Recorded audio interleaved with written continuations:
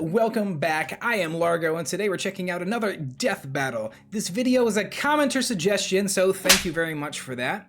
And this death battle is Goku Black versus the Reverse Flash. And right off the bat, I can already see what they're going for. Both of these characters have quite a few large noticeable things in common. Both of them are essentially the dark mirror image, right? They're dark, evil versions of the hero. So Reverse Flash is literally the reverse of the Flash.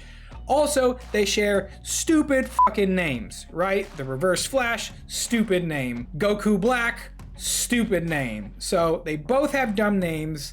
They are both dark mirror copies of their respective franchises, and they are both time-traveling villains, right? They're both time travelers. I know that the Reverse Flash is literally a living paradox, a living time paradox, so it'll be interesting to see how this fight goes, seeing how one of the characters is a living time paradox and the other one is from Dragonball, which is insane. So, initial thoughts on the battle? Well, Goku Black is a Dragon Ball character, so right off the bat he's kind of broken because he's a Dragon Ball character, but the Reverse Flash is a speedster, and speedsters by their default nature, totally broken and overpowered as well.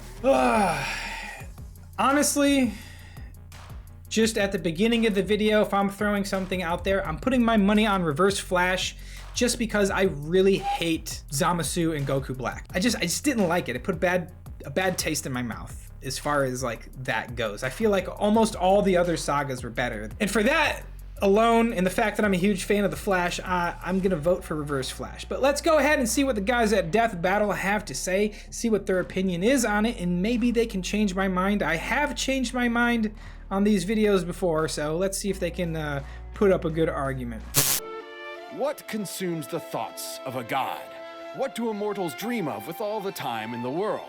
In Zamasu's case, his one goal was divine justice. Yeah, this guy's got major Final Fantasy big bad energy all over him. As the assistant to Universe 10's Supreme Kai, Zamasu prized, above all else, cosmic order and natural beauty. Oh, that reminds me. Did you know I can burp and fart at the same time? Here, let me try. Unsurprisingly, Zamasu despised the inherently chaotic nature of mortals, being seemingly unwilling to lift themselves out of their own cycle of violence and stupidity, like some people I know. Yeah, I know those people too. His heart was clouded. Until the day he met Son Goku. With God Ki, Goku could match blows with the god of destruction, Beerus. Their clash nearly destroyed the entirety of Universe 7, a cosmological structure at least 9 times larger than our own universe. At most, it could even be as large as 13 times greater than ours.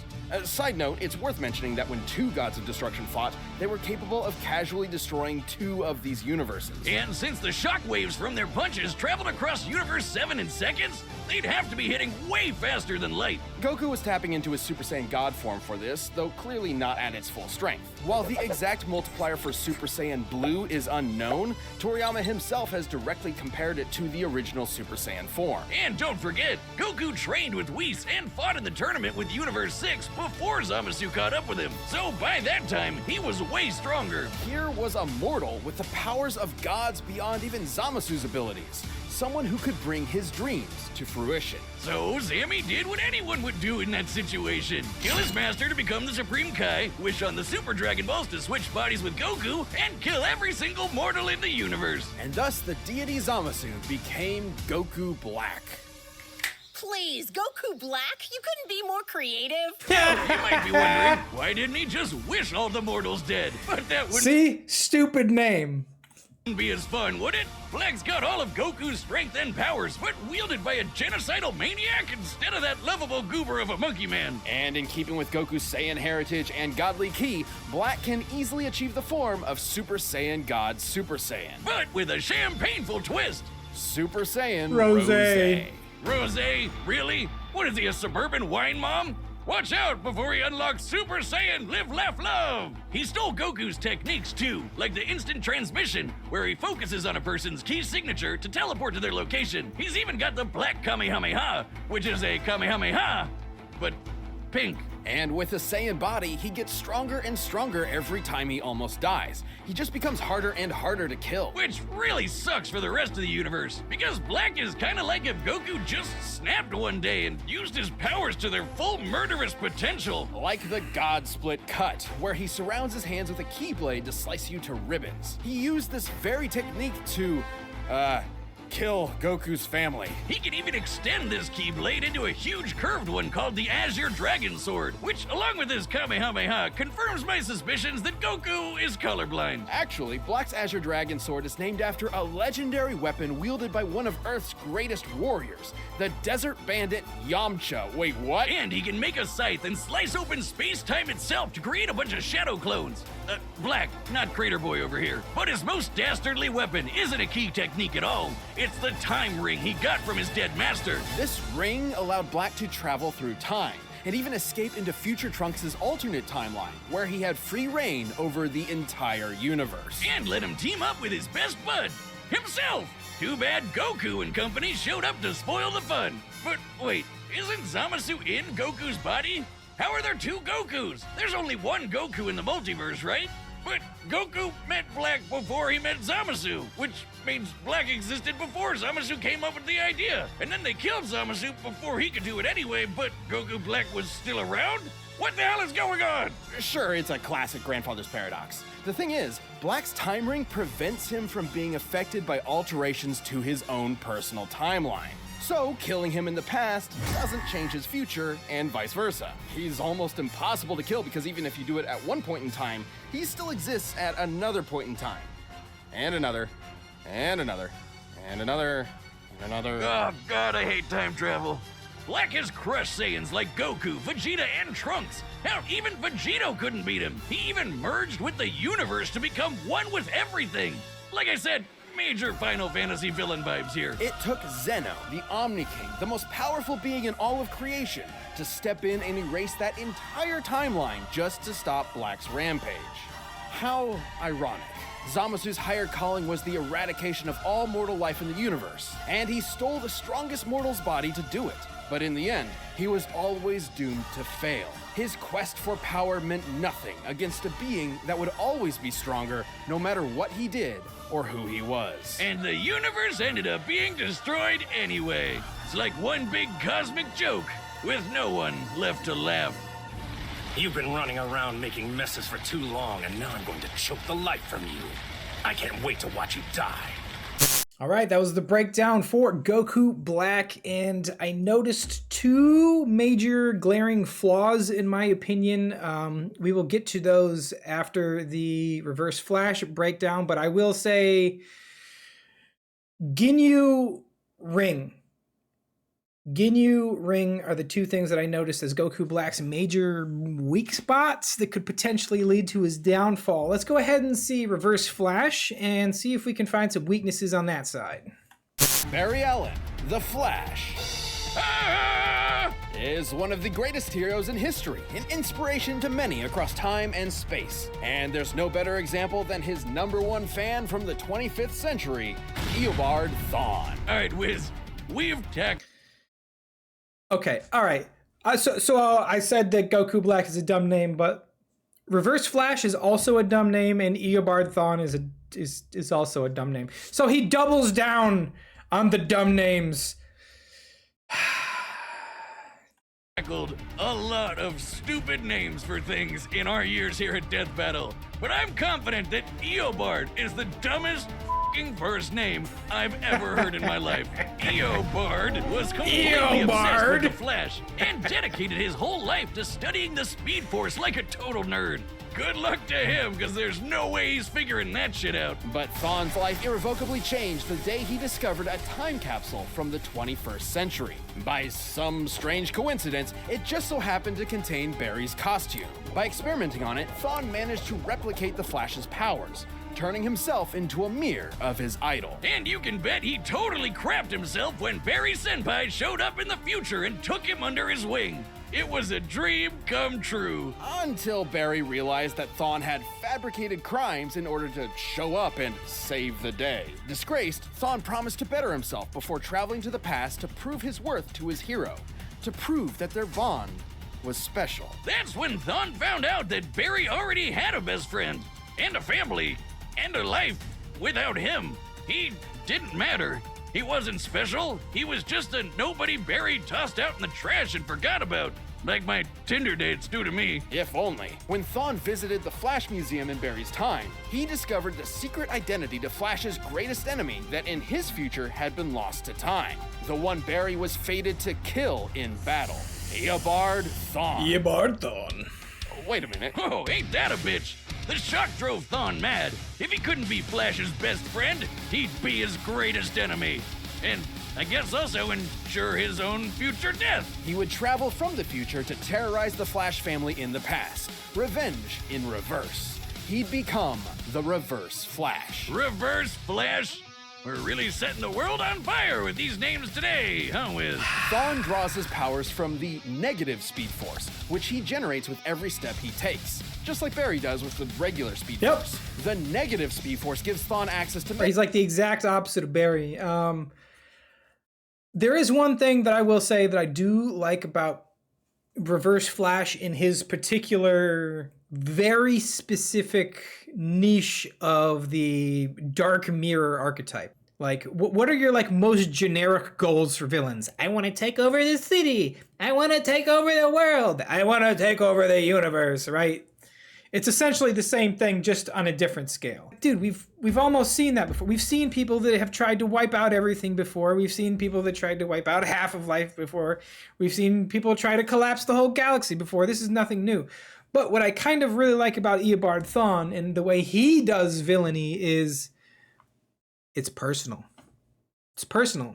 Eobard Thawne's not robbing banks. He's not trying to take over the city. He's not trying to take over the world. He's not trying to wipe out the universe.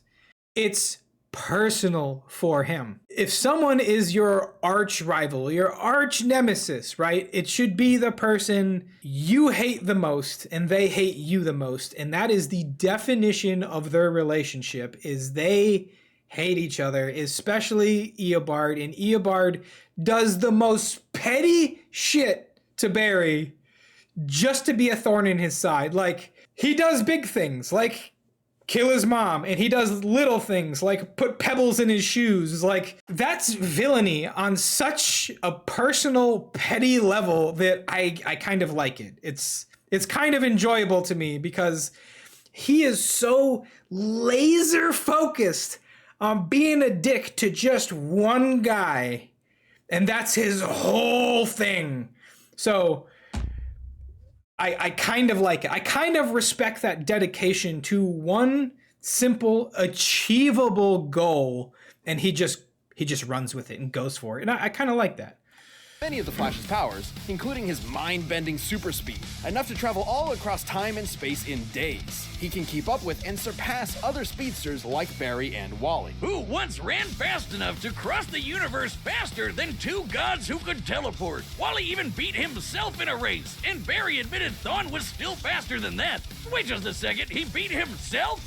That doesn't even make sense. But unlike Barry and Wally, Thawne applies his powers more catastrophically, using them to their full potential without any care for collateral. Take, for instance, his ability to vibrate himself through solid objects. Objects like, say, vital organs. And if he did, he'd scramble their molecules, causing instant death. Thawne did just that to Barry's wife, Iris, and Barry did not appreciate it. Thawne's vibrations are so powerful, he can even produce a counterforce that can reverse the destruction of the entire universe. Pretty crazy sounding, but even B-tier speedsters like Jenny Ognats can do the same kind of thing. And when Barry and Wally raced each other, they were tearing up the entire multiverse. Thawne can create shockwaves with a snap, phase into your body and possess you, and even speak at such high speeds that you'll hear his words as though they were your own thoughts. And instead of stealing your speed like other Flashes, he can steal your time. Yeah, Thawne can yoink decades from your life and age you 80 years in just a few seconds. Kinda sounds like your sex life, huh, Wiz? But Thawne's greatest ability is his unmatched skill at time travel, and he uses this expertise to be as petty and cruel as humanly possible. I think Eobard Thawne might be one of the most skilled and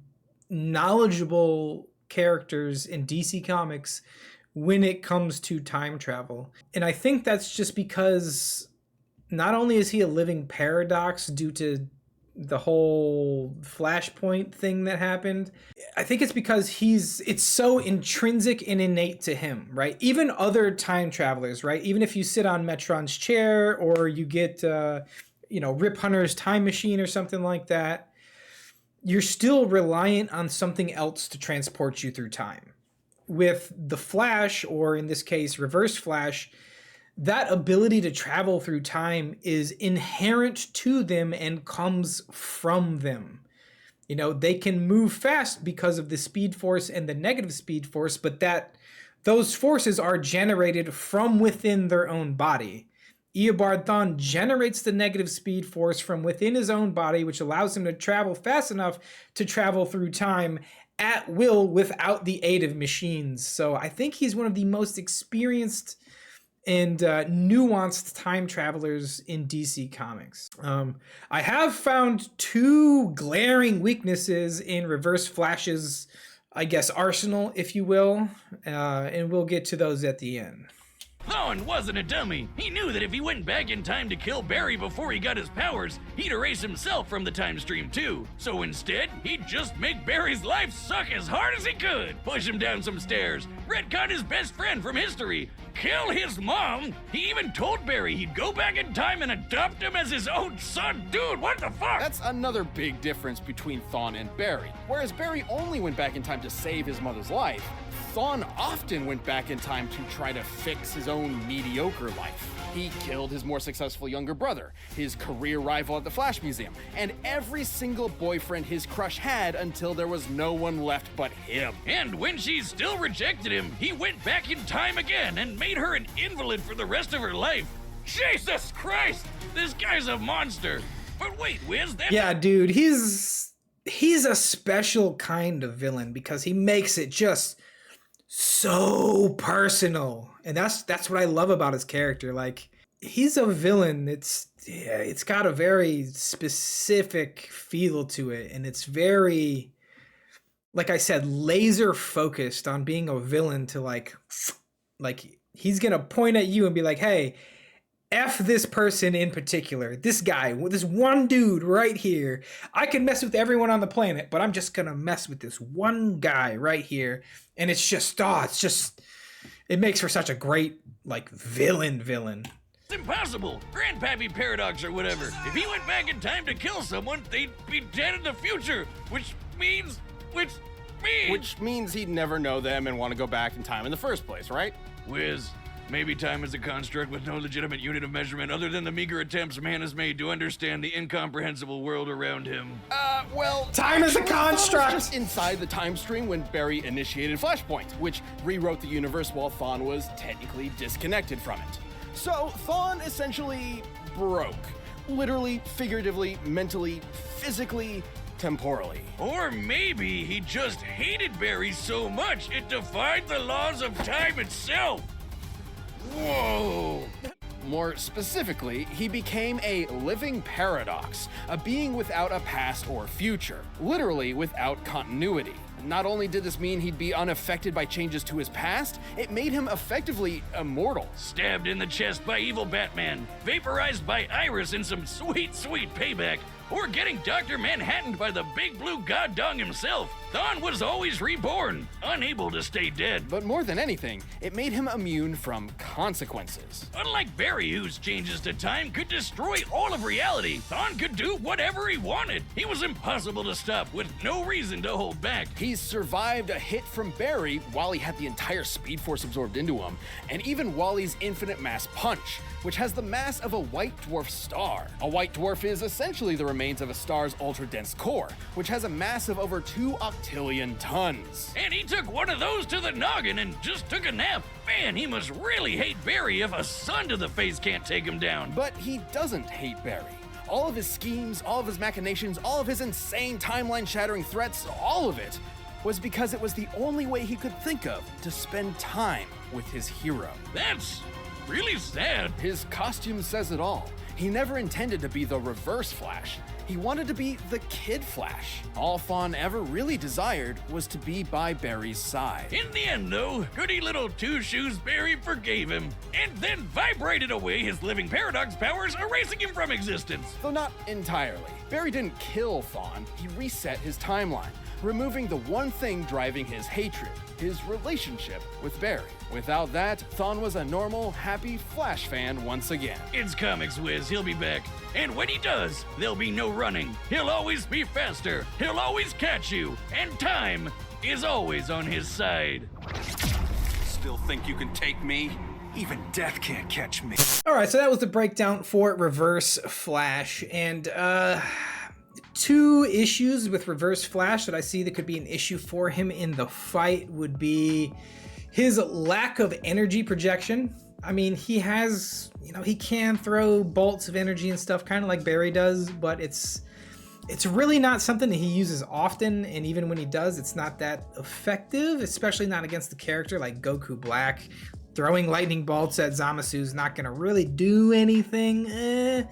And the fact that he cannot fly, so he's essentially landlocked. I mean, he could launch himself up at someone, but he has no air control, so he's like on a fixed trajectory if he does that, making him predictable and vulnerable if he does that. So his lack of energy projection, his inability to fly could both come back to bite him in this fight. As far as the weaknesses for Goku Black or Zamasu, he has the weaknesses. Earlier I said Ginyu Ring to remind me, and what that means is Ginyu, as in, remember when Captain Ginyu stole Goku's body and then was like, hey, this is a really strong body, it's definitely stronger than mine, but I'm still getting my butt kicked here. And Vegeta said, hey man, you may have taken Goku's body, but you did not train the way Goku did. You did not go through the experiences that Goku did. You did not live the life that Goku did to get his body to where it is right now. And because of that, you do not know how to control it properly. You do not know how it functions to the best of its abilities. I kind of feel like it's the Captain Ginyu situation again, where you may have his body, but you don't quite have the same fighting skills as Goku himself. The other thing is the ring. The ring keeps him protected from, any kind of consequences from time manipulation and time travel and any kind of paradoxes and things like that. It also allows him to move through time and change time, move forward and backward through time, stuff like that. The only problem with that is it's a physical object, dude. It's a ring. You can take that away from a person. So the downfalls for Goku is he's not in his real body, so I think that may kind of work against him, and he has a lot of his powers and a lot of his protections are hinged to an item that can be taken from you. His paradox protection is the ring. If you take the ring away, he's no longer protected from paradoxes. Eobard Thawne is a living paradox, so frankly, I'm not sure how you can kill him. I'm voting for Reverse Flash. Let's go! It was me, Barry. I was the one who...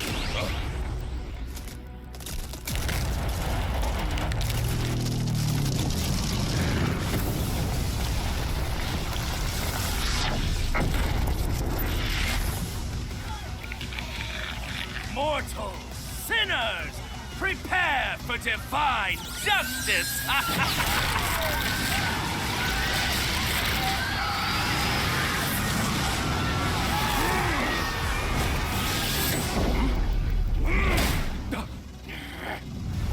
One made make an entrance, just start blasting everybody.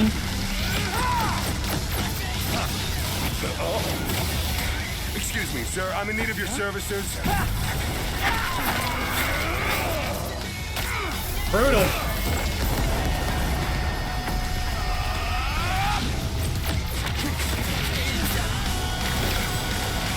Stand still and face your judgment, mortal! Okay.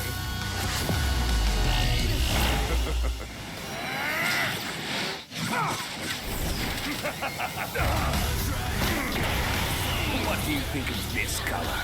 Is it not beautiful?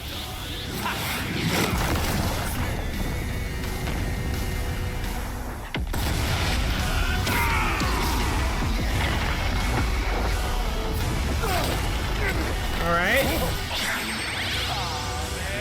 Yeah, see, his inability to fly is already kind of being a downfall already for Reverse Flash. He's getting hit. As soon as his feet come off the ground, he kind of gets slapped around.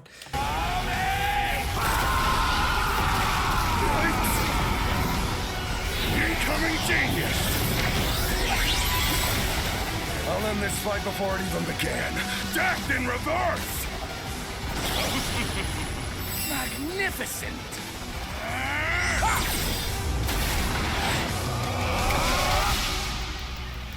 Mortals, sinners, prepare for defiance!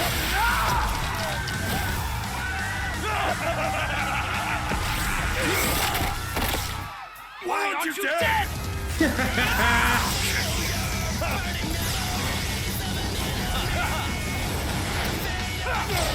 I mean, I don't think either of them can actually die unless, like I said, unless Zamasu loses his ring. I don't think either of them can die.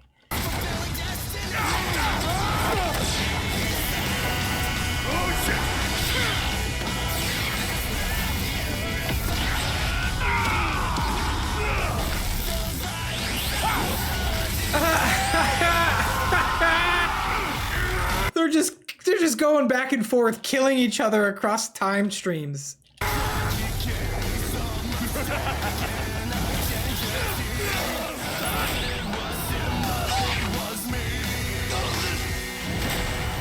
To stand atop all things and look down upon creation itself, that is the work of a god! Empty threats to a living paradox! That was cool. How truly foolish. Ah, he got it! He got it! That important?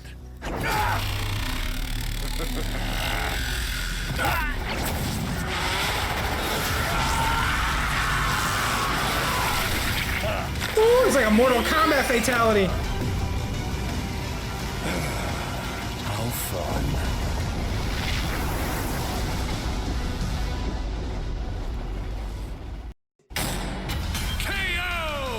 Send enough people to that sun, we really should have a timeshare. This was a fairly tricky matchup to figure out, least of all for their incredible levels of power. I mean, to be honest, if Zamasu didn't have the ring and he could like time travel on his own and be protected from paradoxes on his own without the ring, it would have been an even stalemate because they couldn't kill each other. But Zamasu would have probably had the upper hand because he could fly and shoot energy blasts and stuff like that. But since he had to rely on the ring, it was kind of a war of attrition at that point, right? An infinite number of Zamasus versus an infinite number of Thawns. They could clash infinitely, but the only weak point on either side is the fact that one side has a ring, and if they lose that ring, then they lose that infinite number of themselves, and they lose the fight. So, yeah, okay, all right. Alright guys, that was Goku Black versus Reverse Flash. Once again, a Flash character wins because they are absolutely overpowered. I mean, 99% of the times, if you're reading about like Flash or a Flash story, or especially Flash in the Justice League or Flash in any kind of group, my goodness, man, he is hit with the Nerf bat so hard and he's so underutilized because he's kind of like Superman. If you let the Flash go and just do things at his full potential, there'd be no problems for anyone else to solve. I mean, what's Batman supposed to do when Flash has evacuated the building, ended the emergency, caught the criminals, and made the repairs? Like, what are you gonna do? There's nothing left to do. And Superman's kind of the same way. Like, Superman has to be so underpowered in order to work with a team, so that anybody else can be useful. It's kind of crazy. Speedsters in DC Comics are just one of the most OP things in like all of fiction. It's really insane. Reverse Flash in particular, with his whole living paradox thing, just makes him exceptionally difficult as a foe to fight. And frankly, most of the DC universe should be pretty grateful that Eobard Thawne is so petty and only really wants to mess with one guy, as opposed to, you know, having greater plans of like destruction or death, because he could definitely pull it off. But like I said, his laser focused version of villainy to just be like, hey, you in particular, fuck you. Anyways, guys, that was another death battle in the can. I absolutely love doing these things. Always fun for me, and I hope you guys enjoyed it. If you did, go ahead and hit that like button, and as always, consider hitting that subscribe button to support the channel. But most importantly of all, leave a comment down below. This death battle was a commenter suggestion, and the next one will also be a commenter suggestion. But it doesn't just have to be death battles that you leave a suggestion for. Leave any kind of suggestion down below in the comments and we can get to those in the future. Thanks so much for stopping by. Thanks for watching the video. Take care of yourselves and have a great day.